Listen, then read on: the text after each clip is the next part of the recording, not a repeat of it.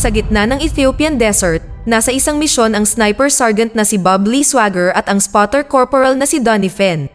Sa sandaling iligpit na nila ang sasakyan ng kalaban na kanilang target, handa na sana silang umalis, ngunit biglang sumulpot ang ilang hukbo ng kaaway na hindi dapat naroroon.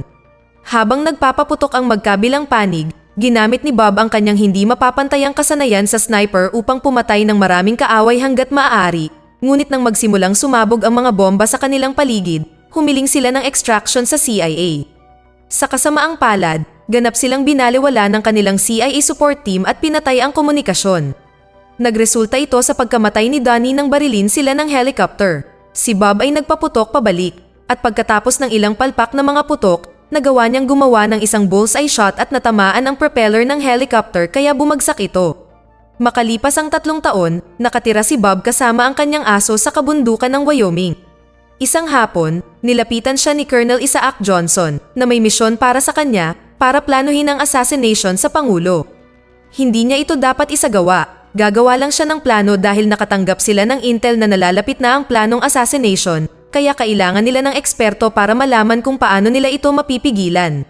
Noong una ay tumanggi si Bob, ngunit bago umalis, ibinigay sa kanya ni Johnson ang impormasyon habang ipinapaalala sa kanya ang kanyang tungkulin. Matapos magpasya si Bob na alamin ang distansya ng papatay sa presidente gamit ang kanyang sariling rifle, at pag-isipan ito ng husto, nagpasya siyang tumulong. Siya ay bumisita sa 3 mga lokasyon kung saan ang Pangulo ay magbibigay ng talumpati at pinag-aralan ang lahat ng mga detalye hanggang sa mapagpasyahan niya na ang assassination attempt ay mangyayari sa Philadelphia. Nang bisitahin niya si Johnson upang ipaalam ito sa kanya, binati siya ni Johnson sa kanyang husay magtrabaho at kinumbinsi siyang pumunta sa araw ng kaganapan upang siya ang maging spotter nila. Nakilala rin ni Bob si Michael Sandor, isa pang dating sundalo na tumutulong sa operasyon. Sa araw ng kaganapan, sumali si Bob sa koponan ni Johnson sa isang silid kung saan matatanaw ang site na kanilang itinakda sa tulong ng isang lokal na pulis.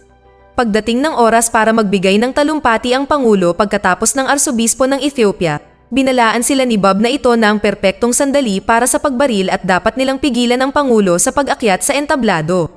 Gayunpaman, hindi sila nakinig sa kanya, sa halip, binaril ng pulis si Bob habang binaril ng misteryosong salarin ang presidente. 2 beses nasugatan si Bob, ngunit nakatakas siya sa pamamagitan ng pagtalon sa bintana at pagkatapos ay sa salamin na kisame ng isang gusali. Habang naglilinis ang koponan ni Johnson sa silid at iniwan lamang ang rifle ni Bob, tumatakbo si Bob sa mga kalye at natagpuan ang agent ng FBI na si Nick Memphis. Dahil si Nick ay isang baguhan, madali siyang dinisarmahan ni Bob at ipinosa siya sa isang rehas. Ninakaw din niya ang kanyang susi ng kotse habang sinasabi niya sa kanya na hindi siya ang bumaril. Ang lungsod ay mabilis na sinakop ng FBI at pulis na nagpadala pa ng mga helicopter upang habulin si Bob. Upang mawala sa paningin nila pansamantala, pumasok si Bob sa isang car wash at habang nililinis ang kotse, binutasan niya ang backseat para maabot ang trunk at kunin ang first aid kit na ginamit niya para gamutin ang kanyang mga sugat. Pagkatapos, bumalik siya sa lansangan, kung saan pagkatapos ng mahabang paghabol, natagpuan ni Bob ang kanyang sarili na napapalibutan.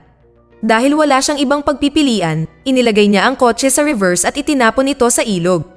Makalipas ang ilang sandali, nang matagpuan ng FBI ang kotse, wala itong laman, si Bob ay nakatakas pala sa pamamagitan ng pagsakay sa isang bangka.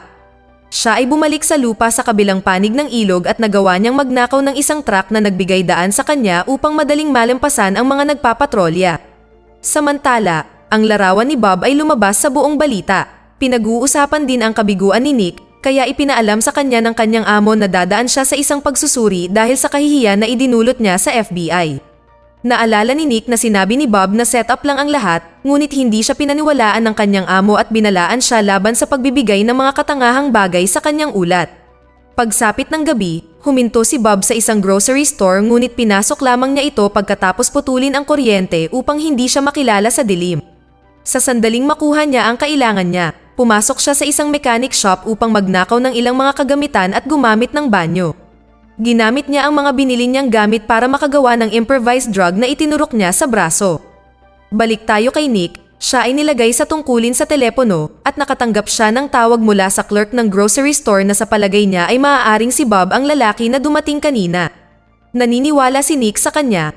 Alam niyang ang mga binili ni Bob ay isang lumang paraan upang gamutin ang mga sugat, ngunit hindi siya sineryoso ng kanyang amo nang subukan niyang iulat ito. Gayunpaman, hindi pa rin sumuko si Nick at nagsimulang saliksikin ang lahat ng mga detalye ng insidente na iniisip na may kulang. Siya ay nagpalipas ng gabi sa kanyang opisina nang hindi natutulog at nang matagpuan siya roon ng kanyang katrabaho na si Lourdes Galindo sa umaga, sinabi niya sa kanya ang lahat ng mga ebidensya na kanyang natagpuan. Bilang kapalit, sinabi sa kanya ni Lourdes na ang pulis na bumaril kay Bob ay natagpuang patay na higit pang nakakumbinsi at nagpapatunay sa teorya ni Nick. Matapos itago ang sarili bilang mekaniko, nagmaneho si Bob ng ilang oras hanggang sa makarating siya sa Kentucky at pinuntahan ang byuda ni Donnie na si Sarah Fenn.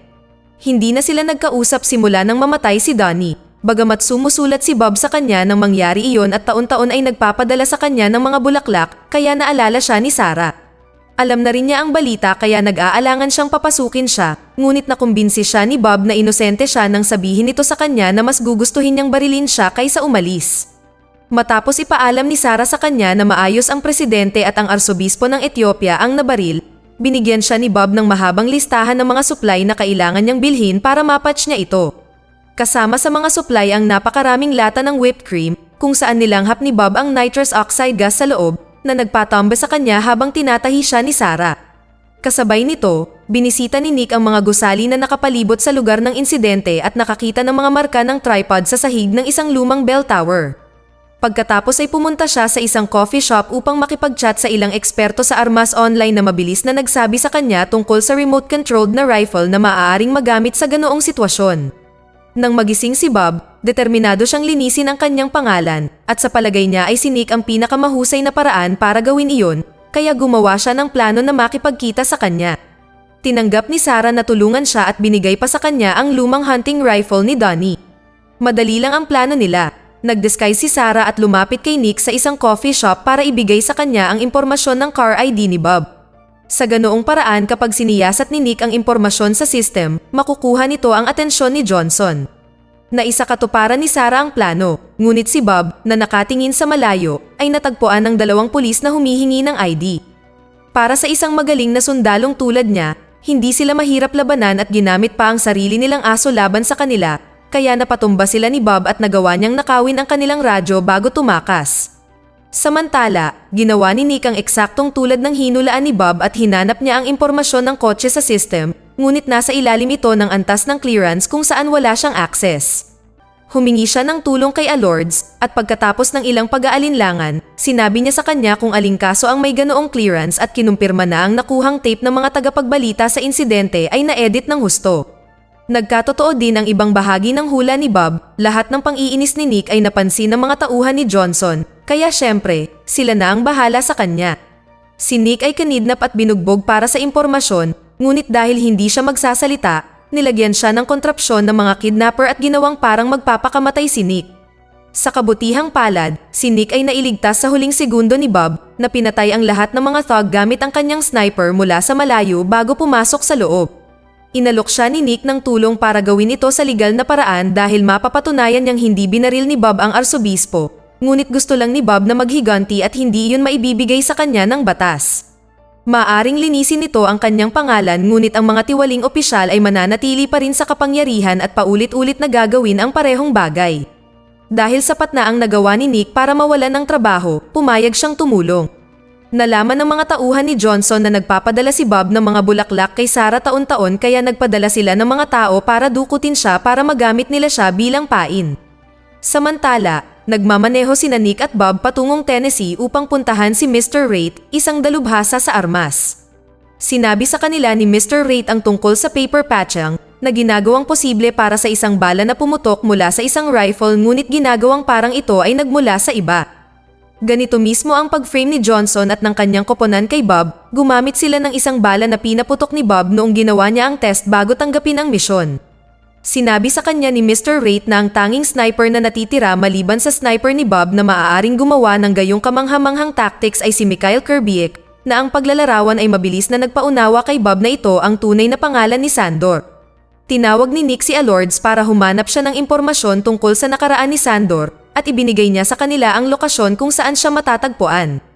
Ito pala ay isang setup ni Johnson na nagutos kay Sandor na maging pain para kay Bob. Humingi din si Johnson ng pabor mula kay Senator Charles Meacham na gusto rin makita ang katapusan ni Bob. Samantala, gabi na nang pumasok ang mga tauhan ni Johnson sa bahay ni Sarah. Nagawa niyang patayin ang isa sa kanila ngunit nahuli siya ng isa pang lalaki. Pagkarating nila sa Virginia kung saan matatagpuan si Sandor, pumunta sina Bob at Nick sa isang hardware store upang bumili ng ilang mga supply na ginamit nila sa paggawa ng kanilang mga bomba dahil nahulaan na ni Bob na may bitag na naghihintay sa kanila. Nagpasya din siyang turuan si Nick ng pangunahing kaalaman ng isang sniper para makatulong siya bilang spotter. Pagdating ng oras para kumilos, nanatiling nakakamouflage si Nick sa mga damuhan habang ibinibigay kay Bob ang lokasyon ng mga kaaway sa pamamagitan ng communicator. Isa-isang iniligpit ni Bob ang karamihan sa mga kaaway at ikinalat ang mga bombang ginawa nila sa paligid bago pumasok sa bahay. Hindi nagulat si Sandor nang makita siya at tinanggap na ipaliwanag ang lahat. Hindi niya alam ang tunay na pangalan ni Johnson, ngunit ginamit niya si Sandor sa parehong paraan na ginamit niya si Bob at ginawa rin niya ito sa maraming iba pang mga sniper. Humahanap sila ng mga nagpapahingang sundalo, ginagamit sila para sa isang marangal na trabaho, at pagkatapos ay itinatapon sila sa isang tabi tulad ng isang kawawang aso. Ang buong misyon pala ay upang patayin ang arsobispo mismo at magpanggap na ang assassination ay inilaan para sa Pangulo bilang cover. Sasabihin na sana ng arsobispo sa publiko ang tungkol sa isang nayon na pinatay upang mailagay ang pipeline ng langis ng isang organisasyon na nagsasamantala sa mga ari-arian ng ekonomiya sa mga umuunlad na bansa na pinamamahalaan ni Mitchum at Johnson. Nangyari ito sa Ethiopia 3 taon na ang nakararaan. Dito nalaman ni Bob na hindi niya sinasadyang nagbigay ng overwatch para sa massacre na iyon noong araw na iyon, kung saan siya at si Donnie ay iniwan ng CIA upang mamatay. Nang sabihin ni Nick kay Bob na dumating na ang mga sundalo at nakapaligid na sa bahay, inamin ni Sandor na nakikipag-usap lang siya para magambala si Bob sa loob habang parating ang backup.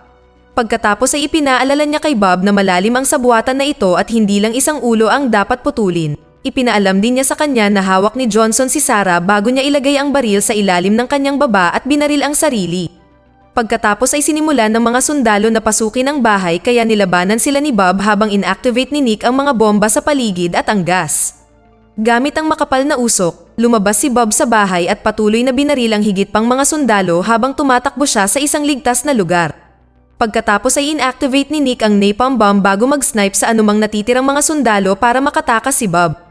Isang helicopter ang malapit nang dumating sa lugar, ngunit pagkatapos ng nangyari sa Ethiopia, sa pagkakataong ito ay handa na si Bob para dito. Si Nick ay tumakbo upang habulin siya ng helicopter, at sa sandaling lumipad ito sa tamang lugar, pinasabog ni Bob ang isang bomba na sumunog sa helicopter na nagpabagsak dito.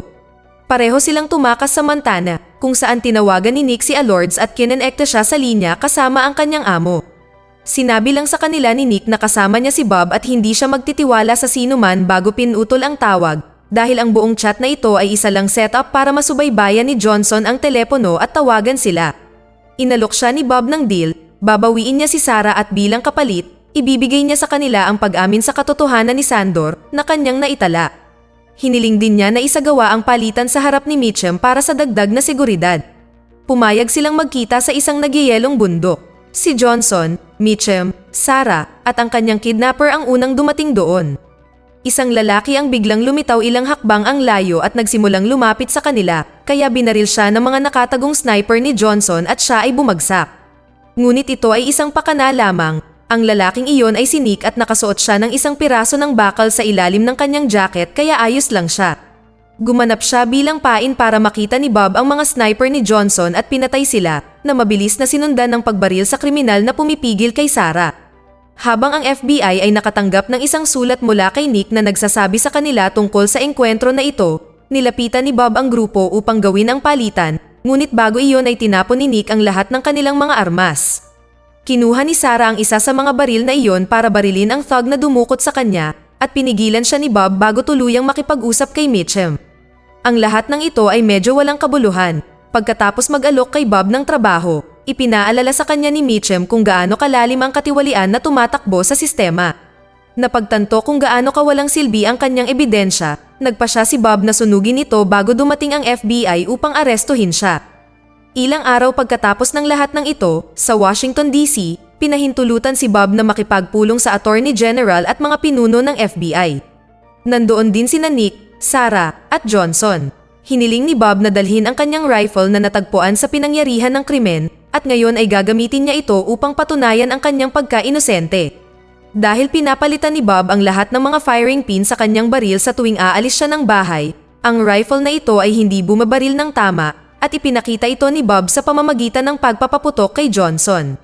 Tinanggap ng Attorney General ang katibayan na ito at ipinagkaloob kay Bob ang kanyang kalayaan, ngunit hindi niya matatanggap ang kanyang akusasyon laban kina Mitchum at Johnson dahil wala siyang ebidensya.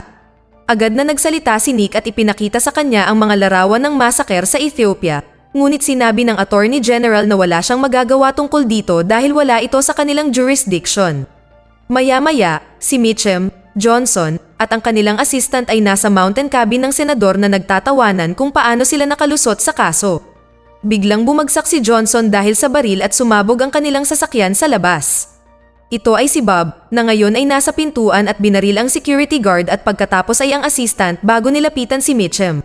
Nang ipaalala sa kanya ng senador na bahagi siya ng gobyerno ng US, eksaktong tumugon lang si Bob at pinatay din siya.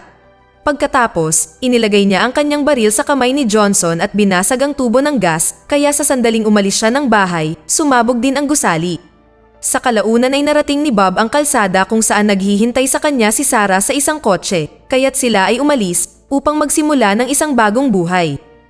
Dito na nagtatapos ang kwento. Sana ay nagustuhan nyo. Mag-subscribe na kung hindi ka pa nakasubscribe.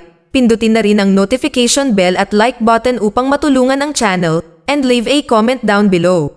And as always, thank you for watching.